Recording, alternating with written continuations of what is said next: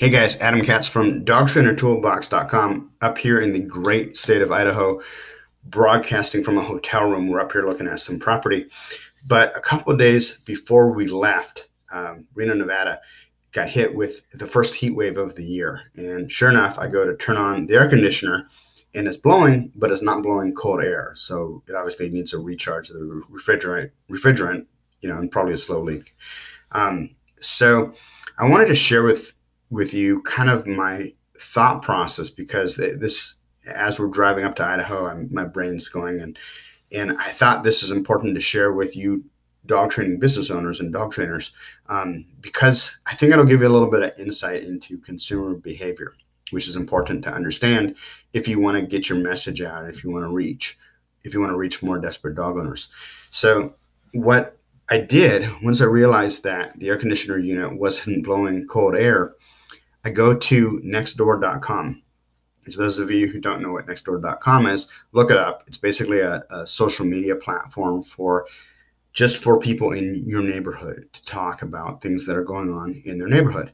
And for whatever reason, I have a tendency to go to nextdoor.com and use their search feature to see if other people in my neighborhood have asked for recommendations for service providers, right? Because I figure their house is similar to mine. They're in the same area. The service provider is probably in the same area. Let's see who they're recommending. So I go through and I look at the recommendations, and one of the companies was named something like Allen, Allen, Allen AC and plumbing, something like that. And here's where it gets interesting. So I go to their website, I call the phone number, and obviously they have an answering service answer, and I say, basically, what's this fellow's availability? I need him to come out and recharge my AC unit.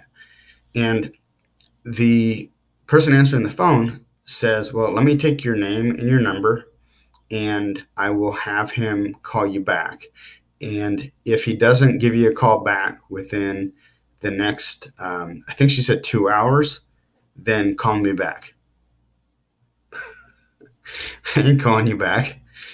That's just it. I'm not calling you back. This is not going to happen. So anyways, I gave her my number, and you know what ended up happening was I waited 20 minutes. No call back. So what I did was I went back to nextdoor.com and I called the next person in a thread that was recommended. And this next business was very, very sharp. So they had a person answer the phone, and that person was very smooth on the phone, and she asked for not only my name and my phone number, but also my email. And she actually booked a time slot for when we get back from our trip here in Idaho. Actually set up an appointment for me. And then what's interesting was after I hung up the phone, I got an email confirming the reservation. And then I also got a text reminder. And I wouldn't be too surprised if a day before, in fact, I think she said this, a day before the appointment, they were going to contact me just to confirm the appointment. I don't know if they're going to call or if they're going to email or they're going to send a text. Probably all three, but it'll be interesting to see how they follow up. So you can see the comparison between two different businesses. Now, you might be asking yourself, Adam, what happened to the first guy? Did he ever call you back? Yeah, he did. He called me back the next morning, and I was out watering the flowers in front of our house and was busy and wasn't really in the mindset. And he called and kind of interrupted what I was doing. And I very politely said, I do appreciate you getting back to me, but I already contracted with another company. But if it doesn't work out, I'll give you a call back. I probably won't. Even if it doesn't work out with this other company, I probably won't call them back because I don't have the time to be playing phone tag with people in order to make just a simple appointment. So my advice is learn from the second business that I called. Set up somebody, even if you're a one-person business, set up with an answering service of some sort with somebody who can at least book a call back, book an appointment to talk with you. And you may need to pitch that in a way that you're basically giving them an $89 free phone consultation that they're going to get for free, if they set up an appointment for you to call them back and then pitch them on your in-person consultation.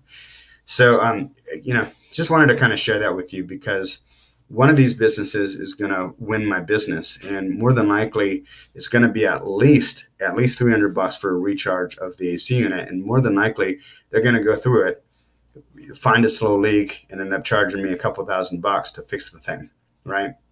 So that's a lot of money for a company to lose, just because they don't have their phone sequence nailed down. Anyways, curious about your thoughts. If you're watching this on YouTube or in the Dog Trainer Marketing Group on Facebook, feel free to leave a comment below. We'd love to hear your thoughts and discuss it a little bit more. Talk to you soon, guys.